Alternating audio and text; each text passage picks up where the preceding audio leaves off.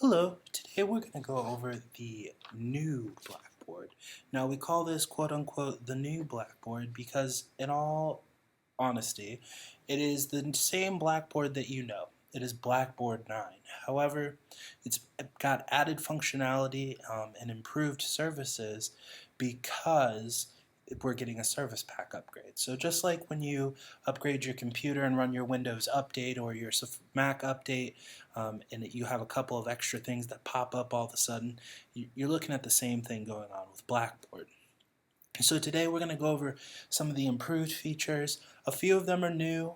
We haven't seen them before, or we've seen them really revamped and retooled so much that they look new. But the first one we're going to talk about is Faster Blackboard.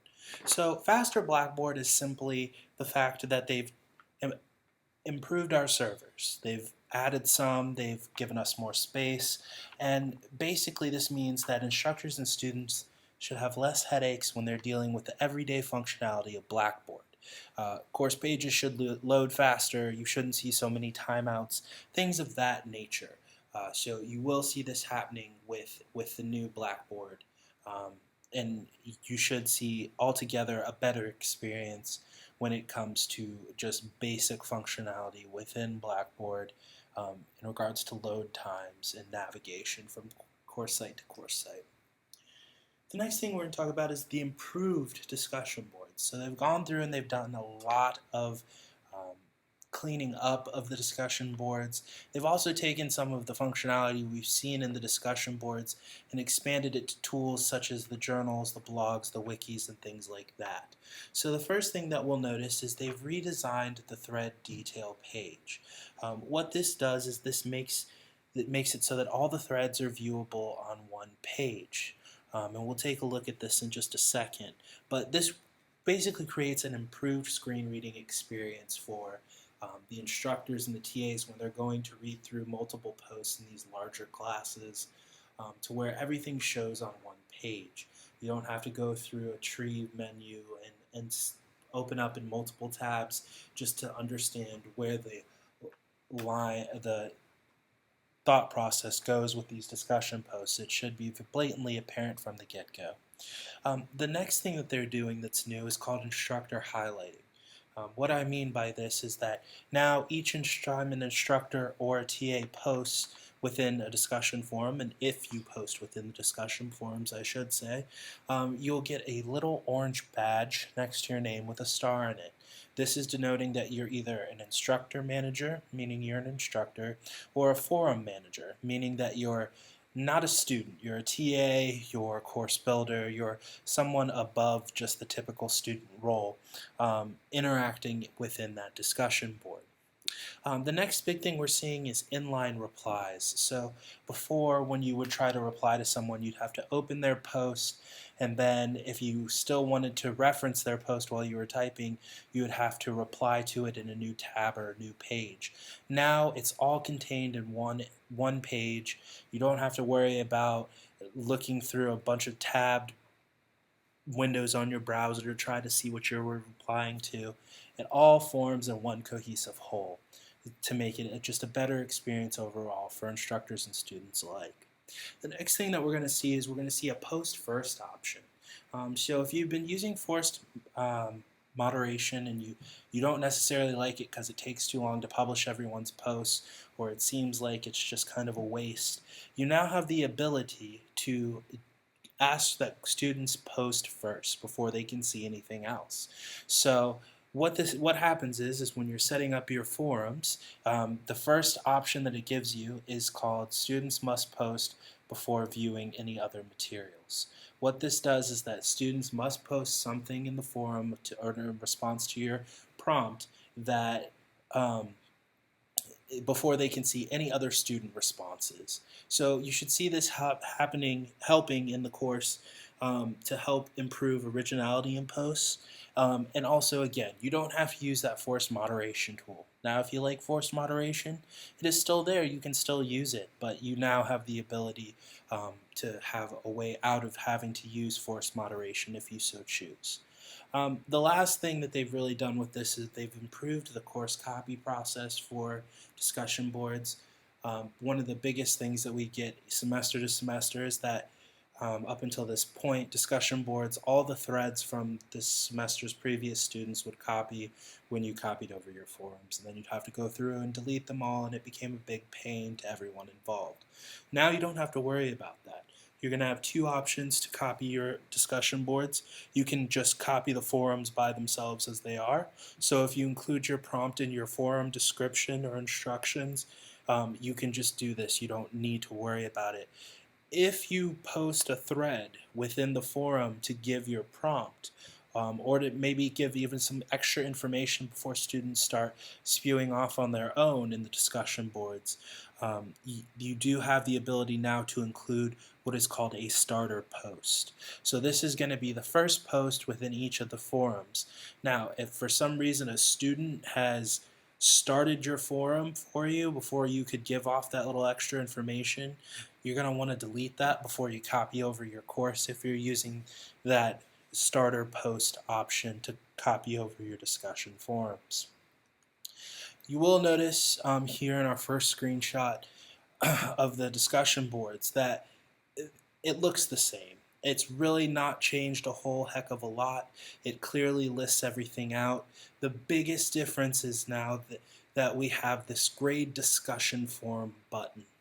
We're going to talk about this in a couple of screenshots and see specifically what this leads to. But this is that needs grading feature if you've been using it under your evaluation tools, under your grade center, that you can easily access to grade each individual student's posts. So just remember that button's there, and I'm going to reference it in a few minutes. Here is an example of a single thread within the discussion. You can notice from the get-go it's pretty clear. It has a nice graphic interface. There's not too much going on, but there is functionality to the page. One of the things you'll notice is the instructor highlighting is very much evident here. Next to my name I have the orange badge with the star that I had referenced in earlier. This gives you a clear view of how an instructor post will look within a forum.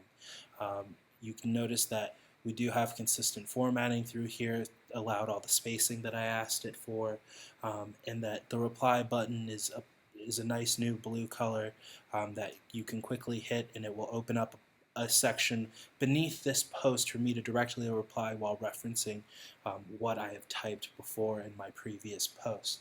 So it is a little bit different, but not very much from what you're used to seeing when it comes to discussion boards. This is a multi-discussion board view. Again, this is the screen reader experience that I've referenced. So if you're viewing multiple discussion posts at one time, if you're using the collect feature to collect them so you can print them all out and view hard copies, or if you're just trying to grade in mass, this is how it flows now directly on the view multiple threads page.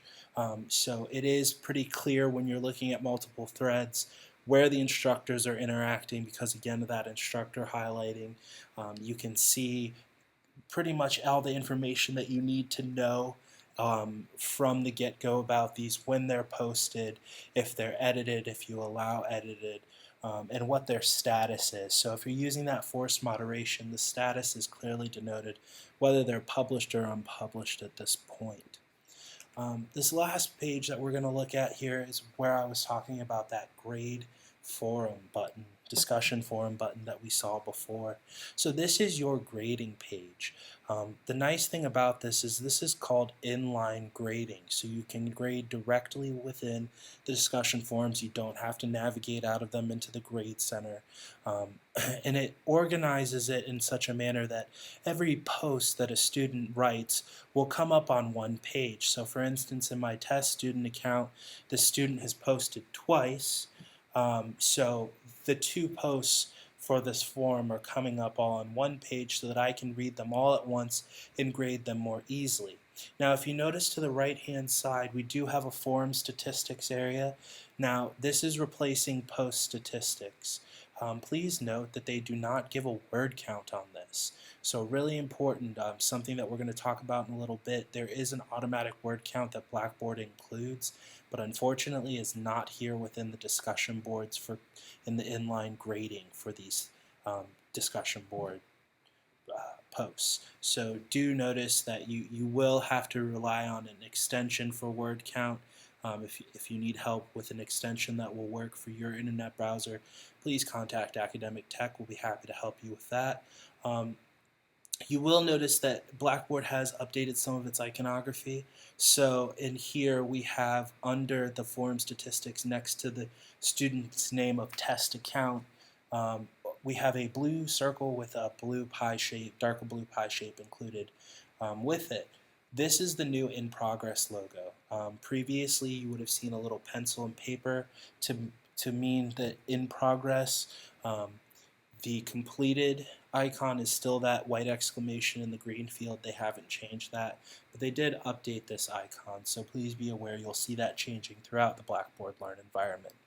Now under that student's name and the logo denoting if they're in progress or completed, you'll notice that we have a grade field. So this is out of however many points are assigned to each individual item. You can directly grade here. You just simply click on that cell and input your grade. You also have a feedback to the student box that's available, and this is that feedback shown to learner box that I'm referencing. The great thing about this is if you need to make a comment about why you're deducting points from a student, you can do that directly from this page. You do not have to go into the Grade Center and add a comment there. It's all nicely contained in this inline grading feature. You will notice that under the feedback box it does give you add notes. Be aware, notes are grading notes. So this is something that's only viewable to someone above student level permission. So basically your teaching assistants and your instructors. If you are leaving feedback, feedback is for the student. Grading notes are for the instructors and managers of the course. So do denote the difference between those two things. And then of course once you're done filling out this information for each student, you push submit and it'll bring up the next student in alphabetical order. Now, the next thing that we'll see a lot of improvement that's gone into is the calendar. The calendar has gone through a good overhaul. It's not new, it's been there for a long time, but it is one of the most unused features of Blackboard simply because it lacked a lot of functionality. They've gone through and added a lot to this one. The first thing we're going to touch on is the automatic event creation. So basically, if you've been assigning due dates to items, discussion boards, assignments, tests, quizzes, anything of that nature, if you've been assigning a due date, if you continue to assign a due date, it will automatically create an event within your calendar. Now, you can manually create events in the calendar as well. You don't have to rely on just something with a due date, but you do have this automatic creation for anything you do assign a due date, so that if you have a calendar with your syllabus, you can now have that loaded in a secondary place outside of your syllabus. Give your students something extra to reference in case they have any questions about due dates and such. Now, along with that automatic event creation, we have what is called direct access to associated items. So once you've assigned that due date and it creates that event, if a student goes into their course calendar and sees that and clicks that event, it will automatically redirect them to where that is within the course site. Now, I don't want to scare anyone.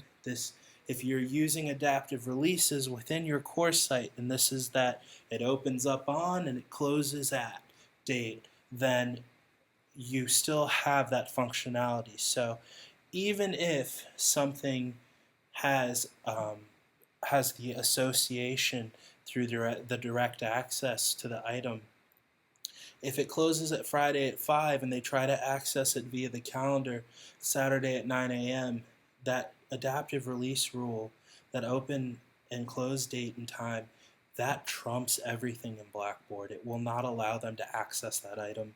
So don't worry about improper access through the calendar and make that a reason why you don't want to use the calendar, because they've already thought of that. Your adaptive release is still there, it's still in effect, and it still trumps everything. Now, I will note that they do have the drag and drop date change for events. And in this, so if you drag and drop an item that was due on the 16th and you want to move it to the 18th, it will change the due date.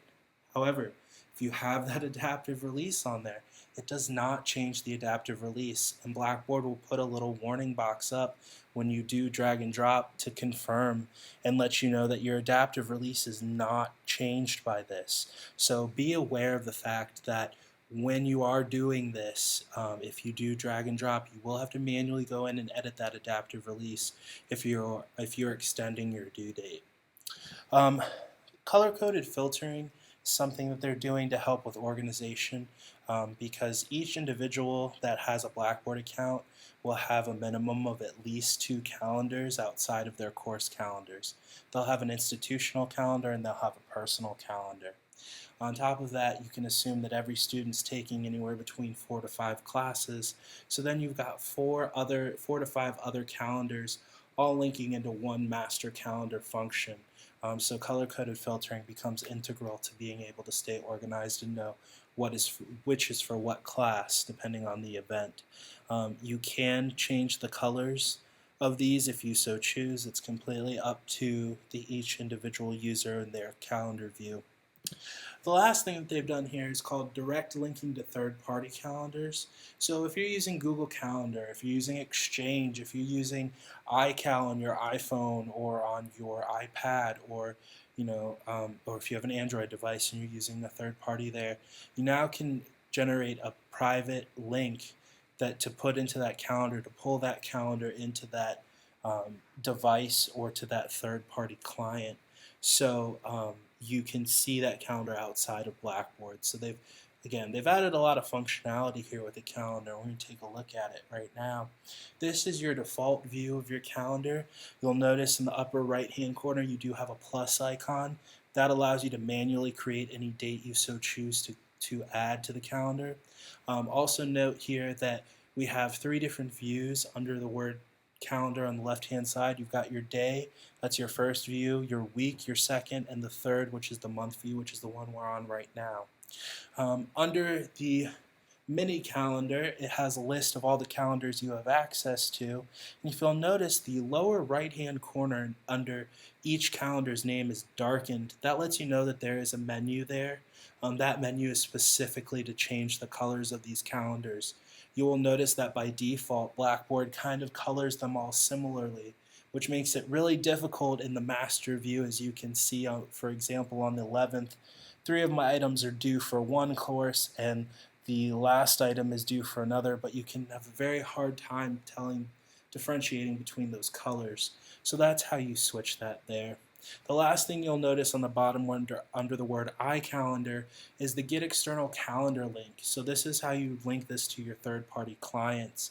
You push that button, it will generate a private link to your master calendar, and you can include that wherever you would like on any third-party client.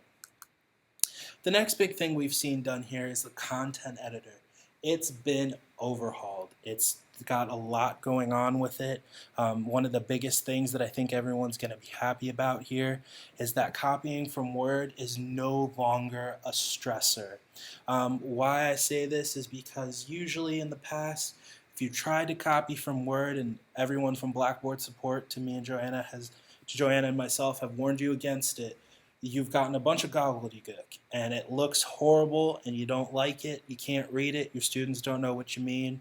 And basically what has happened is all this background formatting that's going on in Word has copied over into the forefront in Blackboard. So now we have consistent formatting to where when you copy it over, it comes as you copy it over, directly how you looked at it in Word. No more gobbledygook.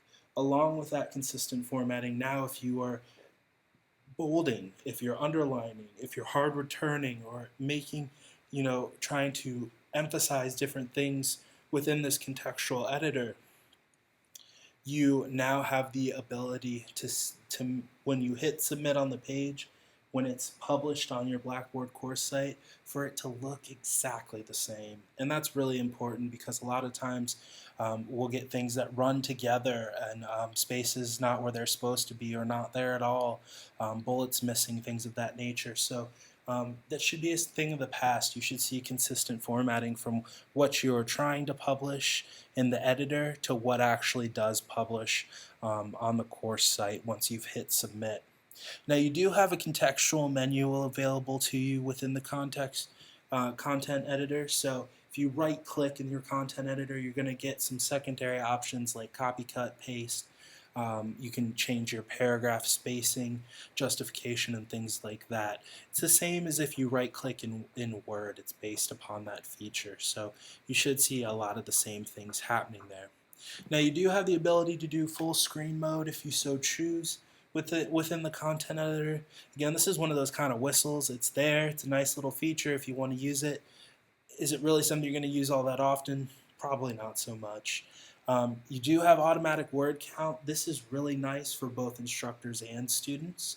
With automatic word count, you can now, as you're typing, see. So if your students are typing a response to your discussion post, part of your criteria is 150 word count.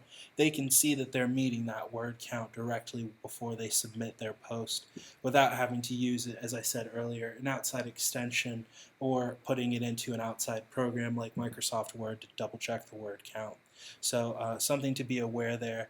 Again, this automatic word count is only in the text editor. It does not happen if you're in the inline grading feature, so we're still waiting for that kind of connection there, but it'll happen eventually, I'm sure.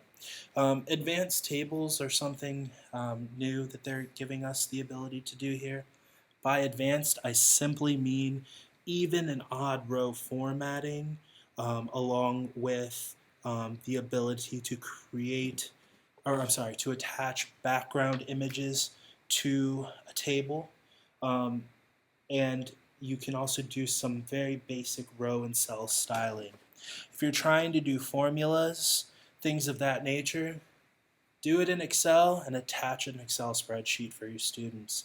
These advanced tables are more advanced than the simple cell tables that we had before, but they're not truly advanced in the way of what you would think of if you're using it for a math class or something of that nature where you need formula support or specific type of row styling um, outside of very simplistic things. So these advanced tables are quote-unquote advanced.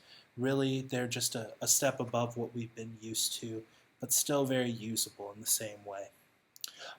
Math formula support is now coming through a third party called Wirus. This is really cool because you can now type up your equations or your formulas and it will look like it was printed in a textbook. So students don't have to major in understanding math formatting via plain text or have to use a outside applet to understand what equation you're trying to get across to them. So it's a really good for our finance and accounting classes. You guys are getting kind of a little hand up there with this new math formula support from Wirus. This is what our text editor is going to look like in the new Blackboard. You will notice all the options on the top three bars have changed. They've attempted to make these more simple to understand what each of them is doing. And it is, again, based on Microsoft Word, so you should be pretty familiar with most of the icons on the top two bars. On the bottom bar, you might not be as familiar. Some of these are Blackboard specific. So if you have any questions, please feel free to contact Academic Technology and we can help give you a guide to what each of these buttons mean. Now you will notice that in this sample, he has bolded, changed font size several times, done some numbering, done some bullets, and things of that nature. It will publish to Blackboard exactly how it is typed up in this fashion. So no more worrying about if what you type, the way you type it is going to appear to your students the way you want it to. It will by default. Grade Center has gone through some good improvements that they've done here. The biggest thing that I can tell you right now is that if you are using Turnitin in your class, keep using Turnitin. Do not start using Blackboard-based assignments. The reason I say this is because Turnitin includes a plagiarism checker. Blackboard-based assignments do not. So if you're using Turnitin to grade and you happen to be creating originality reports while you're doing that, that's good. Keep using that tool. It offers a lot more than what Blackboard's offering us currently. And if you're more interested in that tool, please feel free to come to our next best practice series, specifically regarding Turnitin rubrics and discussion boards. Inline grading is the new feature that Grade Center has come under improvement for. This is similar to what you've seen in discussion boards, with the difference of now we have a document viewer in Blackboard. What that means is you no longer have to download everybody's PowerPoint or everybody's paper. You can view it directly in Blackboard without having to go and look at it externally. And you can grade, comment from the same page. Now be aware that this does currently only support Office formats, so we're talking about doc format, PowerPoint presentation or PPT format, and Excel format, so spreadsheets. It does support PDFs, but we're going to use an example on this next slide here where you can see where I uploaded a PDF and it did mess up the spacing. So again, if you're using something other than Blackboard like Turnitin to view documents within Blackboard, keep using it. It will serve you better. It is a slightly better tool. But be aware that Blackboard now gives you this option. So from this page you can see that we have the ability here to grade. We can edit and view the student submissions directly through your course site. You will notice that the assignment details are given, including a class statistics of average and median. These are automatically updated as you grade. So if you're just curious what how students are doing, average wise or median wise, you can see that updated as you grade and see how they're doing on these assignments. Do note that it does allow you to grade by attempt. So if you're allowing multiple attempts and they're handing in a different draft every time on the same submission link, you can grade specifically the individual attempts, or you can grade it as a whole. Also note that underneath all of these lovely assignment details, it does have a submission listing with the titled file, the file extension, and the little download button, which is the downward facing arrow. I will let you in on this. If you ever see this downward facing arrow anywhere on the web, that automatically means download. That is a standard icon within web language to mean download. So if you do want to download those individual submissions still, you don't want to look at it within the screen reader, or you want to make sure that the spacing's right because maybe they put in a PDF, you can still download the individual submissions. You just don't have to anymore. If this looks slightly familiar to you, it is based upon Microsoft's review feature. If you've ever used it, it is a really great feature. And again, everything that you can do here, you can also do in Turnitin, including a little bit more. So come back for our series next week, and we'll talk about that specifically. The next thing we're going to look at is global navigation. So I like to call this the news feed of Blackboard.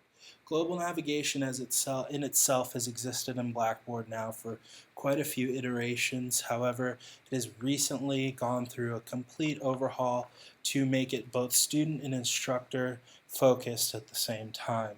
The reason why I say that is because they've integrated this with specific tools from Blackboard for instructors and specific tools from Blackboard for students, depending on who's viewing it.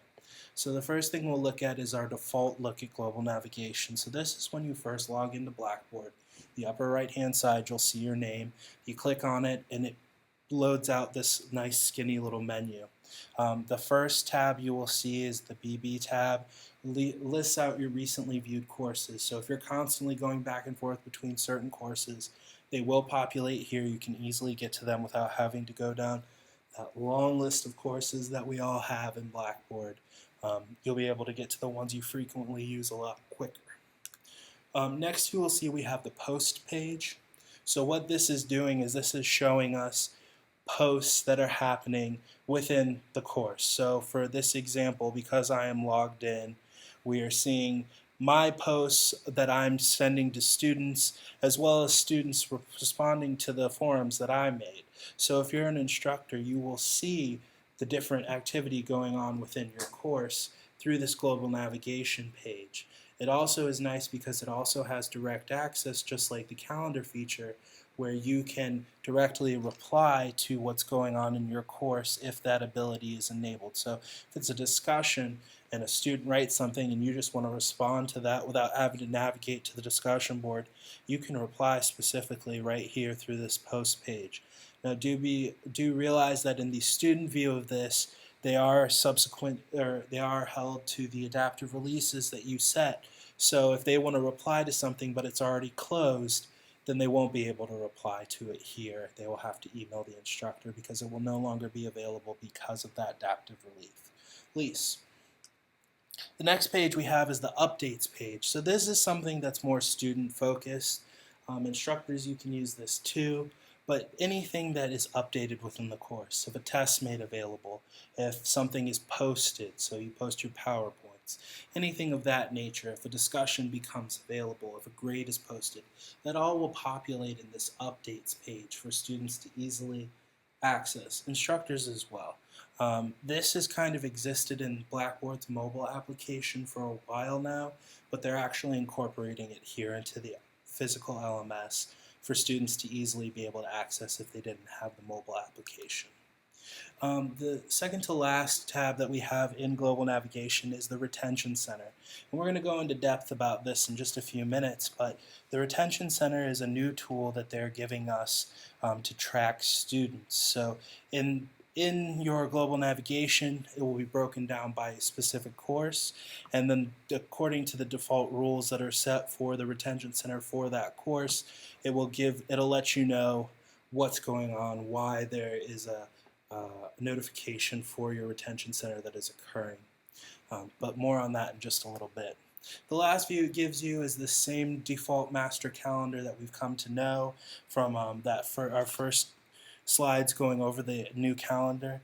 Again, this is exactly the same as what you're going to see in the calendar tab, and it is dependent upon how many calendars each student has or instructor.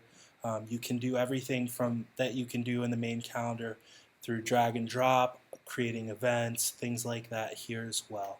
But they do give you another place outside of maybe your course site link and the calendar tab within Blackboard to view the calendar itself. The next thing we're going to talk about is the date management tool. So this is something that's new. And these next few tools are going to be really what are the new tools of Blackboard. But what you're going to see here is that we have the ability now to adjust all the dates within a course. So everyone can breathe a collective sigh of relief. You don't have to manually go through, check every page to adjust dates semester to semester. You can now do it through 3 different options that we're going to show right here. The first is the course start date. I want to warn you, before you would use the course start date tool, the course start date is reliant upon 2 different dates. The first date is your original course start date. The second date is your new desired course start date. What it does is it automatically adjusts your different course items based upon the number of weeks that fall between those 2 dates. I don't think anyone will be using the course start date as a way to do this, simply because in the fall, the semester ends, we're out for a couple of weeks, and then we come back and you have a new course start date. And then in the spring, you have a 16-week semester, and then you're going either into a 6 or 12-week semester in the summer. So if you're using this use course start date, you might have to review your dates at the end when you do it a little bit closer, simply because it's going to adjust based on the number of weeks that fall between those 2 dates. And again, depending on what semester you're teaching, remember, fall and spring are 16 weeks, Some are 6 to 12 depending on what session you are teaching in. The second option here is the adjust by number of days. So what this does is you can use a positive or negative number to adjust every date in the course by a specific number of days. So if you know that the difference between your course is 120 days, you can, and it's back to back, you can automatically adjust by this. This, I think, will be probably the number one way that everyone decides to adjust dates. It is going to be the most simplistic way to do this. And then the last way that they give us is to list all dates for review. Now, please be aware that no matter which option you choose, the very last step you will be given is to view all the dates that you can change your individual tool to review. So even if you choose this option and get the whole list of dates in one consolidated format, you will be able to view this consolidated format no matter which version of this tool you use. So once we start this tool, we're given a progress bar. Once it's 100% with a green check, we know it's completed. We hit next, and again, here's that date management review. So no matter which option you choose, you will be given this page, and it lists out in consolidated format all of your dates for you to review and edit if necessary. Really important to kind of look these over and make sure they're falling where you want them to fall. But again, this is much simpler than going page by page through your course site and picking out each adaptive release that you need to change semester to semester. The next thing we have that is a new tool to Blackboard is the Retention Center. This is a completely new evaluation tool that they're giving us that, as I said earlier, is student tracking focused. Again, we do have default rules that are set via the Retention Center, which you can view here, but these are completely customizable depending on how you would like them to look. So you are relegated to the 4 default sections of students currently at risk, your course activity, students you are monitoring, and other information you are monitoring. So those are your 4 sections that you are relegated to, but you can customize a little bit within this, specifically your students currently at risk. So you're given the missed deadlines, grades alert, activity alert, and access alerts as your default 4 rules. Now you can customize these rules however you so choose, but they do set you up with pretty standard rules that would pretty much fit any professor or instructor that's teaching and wants to kind of track their students using the Retention Center. Now it does give your course activity, so the assessment section in this shows any ungraded work that you need to grade, so it helps you keep track and progress within your course as well. The third option here, the second column here is the interaction and collaboration.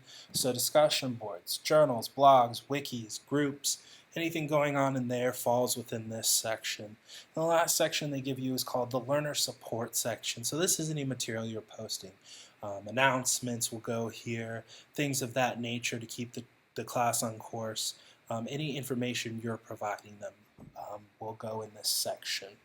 Now, students you're monitoring, you can monitor certain students if you so choose to make sure that they're staying on task. And then other information you're monitoring. So if you're really interested in something with course statistics, you can customize this to track certain things within course statistics.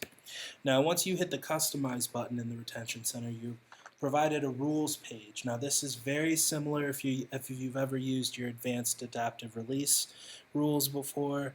It follows the same premise as this. They give you the 4 default rules. You can choose to include these in the table or take them away from the table.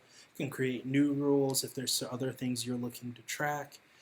Again, this is completely customizable for you and your course. Just let us know what you would like. That is the key here. The last new thing, and really the last feature we're going to cover here, is called the Achievements feature. So this is a completely new feature to Blackboard, and what it is predicated on is that you can take your learning objectives and you can create student checkpoints or achievements for them to make throughout the semester. Now, it is completely customizable, and it does help your students because it gives them a goal-oriented kind of progress chart to follow throughout your course, which gives them obviously a good sense of accomplishment and fulfillment in their overall learning experience for the course. Now, do realize that the achievements fall into three groups depending on what you want to use them for. We've got milestones, course completion, and custom achievements. Now, this first screen we're looking at is the default student view screen for achievements. So if you need to add this to your course navigation, just let us know. We can help you create a My Achievements tab so students can access their achievements easily. But what you're seeing here is all the achievements will list out as long as you allow students to view them before they have completed them. They'll list out on this page, and then if students click on the achievement, they can view the requirements for each achievement and the reward details for each achievement, as well as a progress bar. So as you can see for this first one, I've completed 2 of the 5 items that are needed for completing week 1's achievement. So it's giving me a progress, letting me know I've got 2 down, 3 to go, and going from there. So definitely something to be aware of when you are doing this. It's a very good tool to use. This is the achievements view for instructors. So this is where you create your achievements, what have them, and then it lists them out for you so you can easily see which ones you've got. If you have recipients that are receiving these achievements, you can access that here. If you need to edit them, you can do that all from this screen. But if we were to hit that Create Achievement button, we would be taken to this screen. This is your default About Achievement screen. And what this does is this sets all the kind of basic information about the achievement. You tell it where to nest the achievement within your course architecture. You pick the achievement type, whether it's a completely custom achievement or if it's a milestone or a course completion achievement. You can give it a description. You can make it viewable to students before or after they have earned it, things of that nature. Once you've set up all of your basic information about your achievement, then you're taken to the Define Triggers page. So basically what this is this is again predicated on that kind of adaptive release rule creation, where you can easily go through and pick, all right, here you have to complete assignment 1, complete assignment 2, designate your proctor, post to your discussion board, and send back your MOU statement to your professor and it be received, and you get your achievement.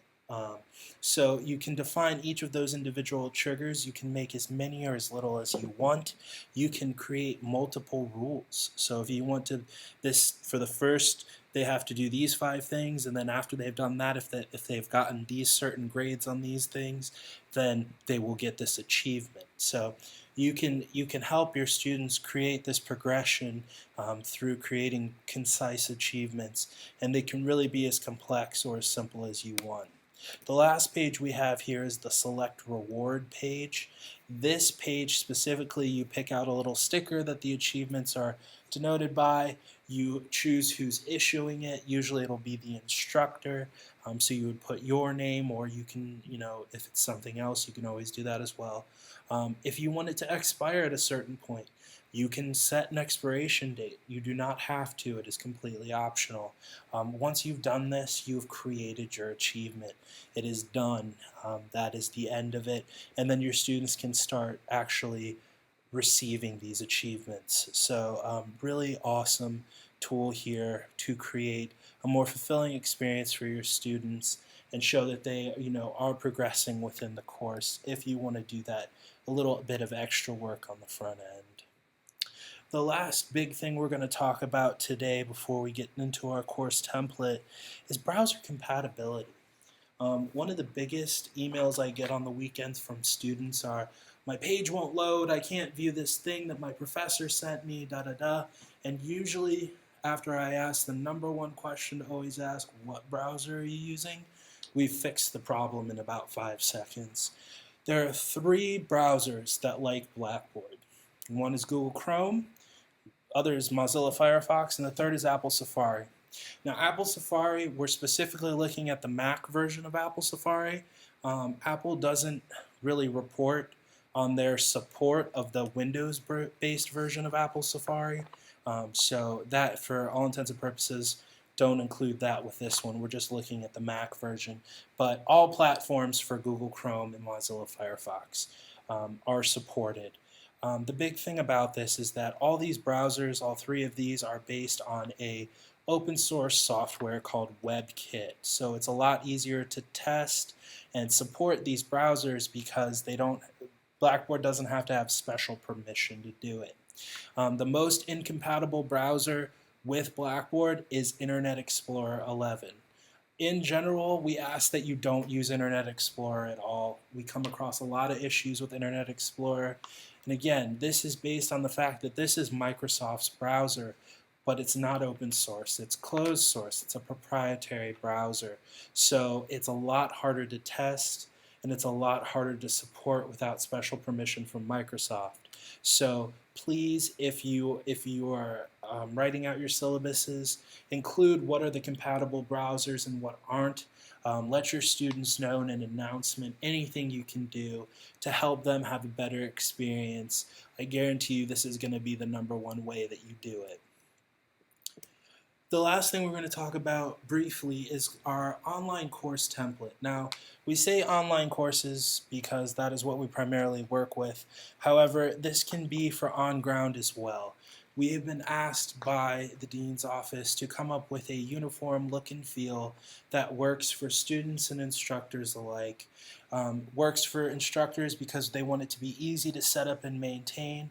It works for students because it gives them clear expectations and helps them remain better organized. So the big thing here is that we want to make sure that we're giving students the best experience we can in a College of Business course, and we want to look professional, and we want our students to come in on day one and say, okay, I'm taking an online College of Business course.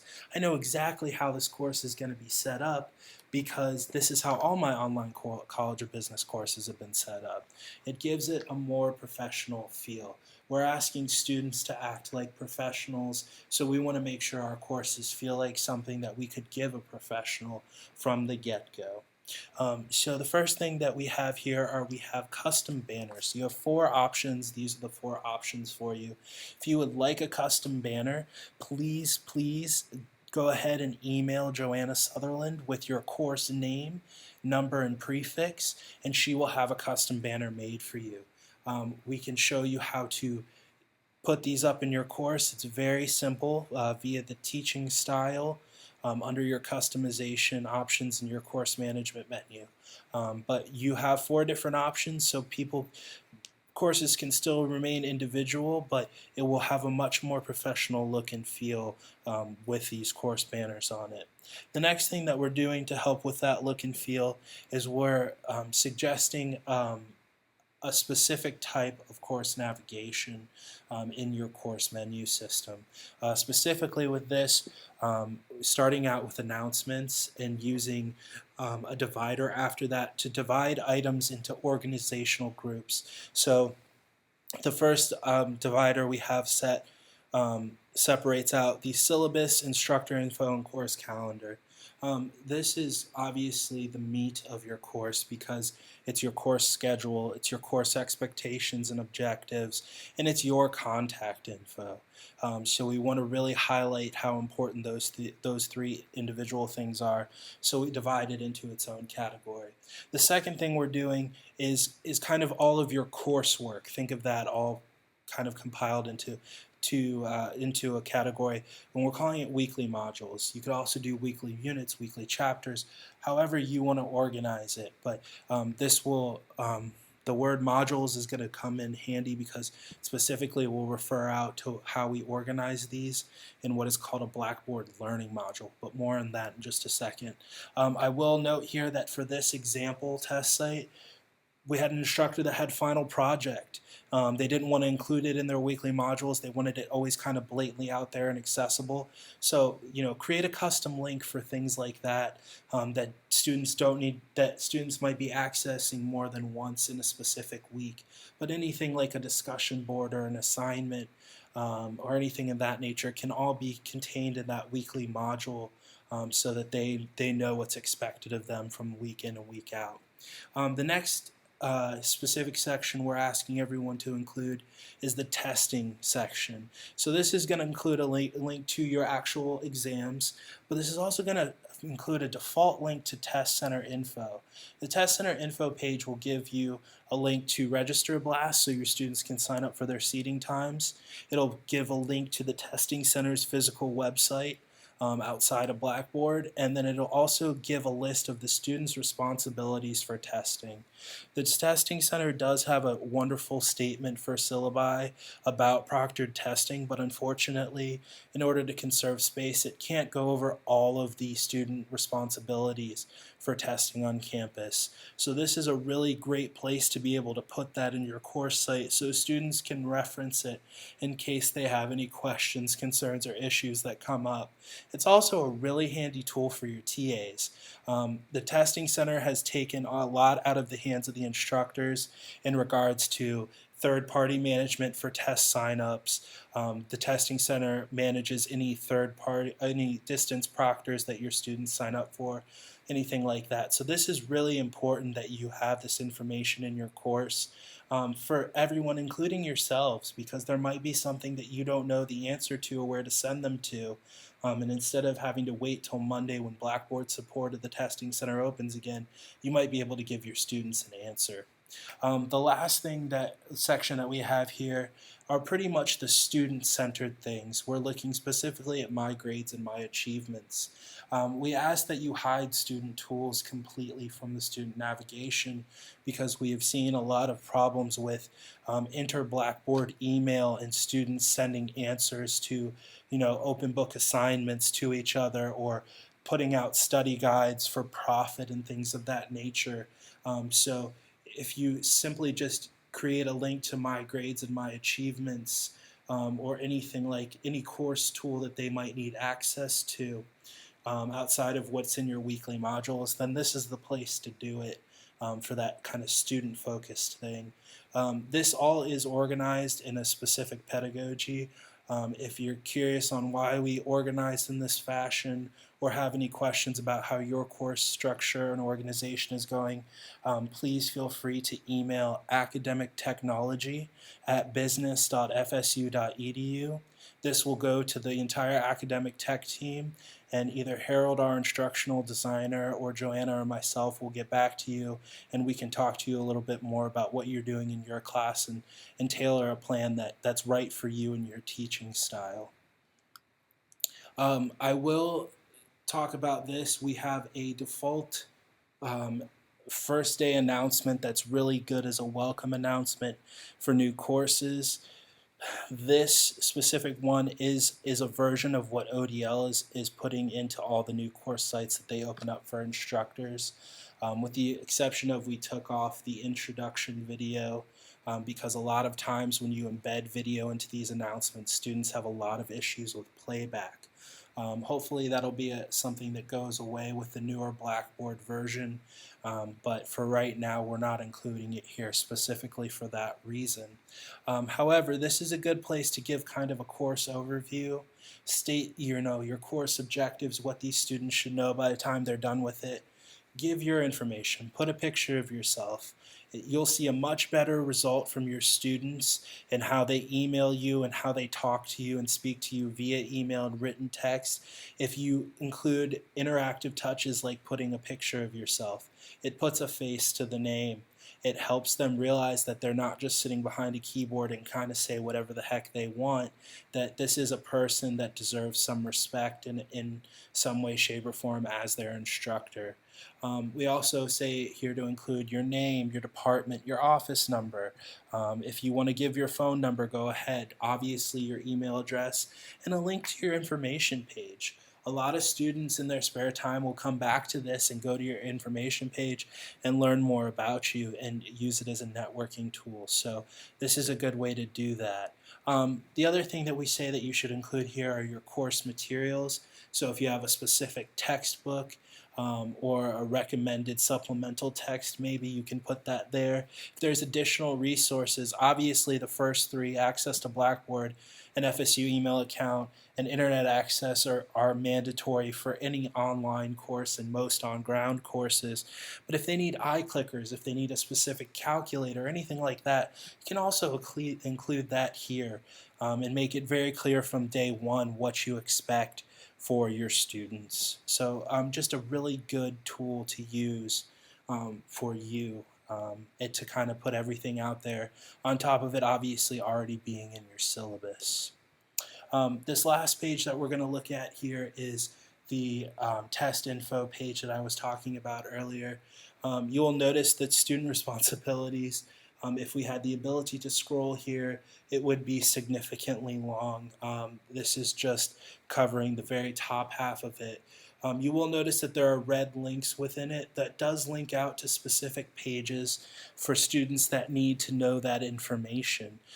So again, this is just a great extra to put in there so that students know what is expected of them, and just as a good reference guide for you and your TAs or your mentors for your class. So next week we will be talking about Turnitin, discussion boards, and rubrics. We will be doing presentations Wednesday at 11 a.m., Thursday at 10 a.m., excuse me, and Thursday at 2 p.m. So if you are interested in learning more about Turnitin or how to use rubrics, or even talk about your discussion board, please feel free to stop by to any of our 3 sessions on that best practice for that. And have a great day.